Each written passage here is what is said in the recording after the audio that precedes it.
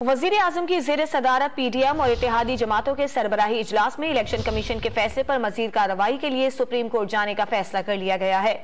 इत्तेहादी जमातें supreme court से full court तश्कील देने का मुतालिबा करेंगी। ज़राए के मुताबिक इलेक्शन कमीशन के फैसले पर मजीद पेशरफ्त के लिए वफाकी वजीर खुर्शीद शाह की सरबराही में सियासी कमेटी और सेनेटर आजम नज़ीर तारड़ की सरबराही में कानूनी कमेटी भी तश्कील दे दी गई है। दोनों कमेटियां आज 2 बजे अपनी सिफारिशात पेश करेंगी। ज़राए के मुताबिक आज PTI क़यादत के नाम ECL में डाले जाने का इम्कान है। वजीर आजम की ज़ेर सदारत पीडीएम और इत्तेहादी जमातों के सरबराही इजलास में इलेक्शन कमीशन के फैसले पर मजीद कार्रवाई के लिए सुप्रीम कोर्ट जाने का फैसला कर लिया गया है।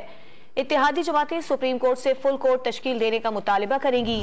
ज़राए के मुताबिक इलेक्शन कमीशन के फैसले पर मजीद पेशरफ्त के लिए वफाकी वजीर खुर्शीद शाह की सरबराही में सियासी कमेटी और सेनेटर आजम नज़ीर तारड़ की सरबराही में कानूनी कमेटी भी तश्कील दे दी गई है। दोनों कमेटियां आज 2 बजे अपनी सिफारिशात पेश करेंगी। ज़राए के मुताबिक आज PTI क़यादत के नाम ECL में डाले जाने का इम्कान है।